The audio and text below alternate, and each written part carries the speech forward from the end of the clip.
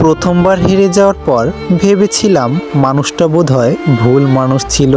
দ্বিতীয়বার হেরে গিয়ে নিজেকে সান্ত্বনা দিয়েছিলাম, বোধহয় ভুল সময়ে আমাদের দেখা হয়েছিল।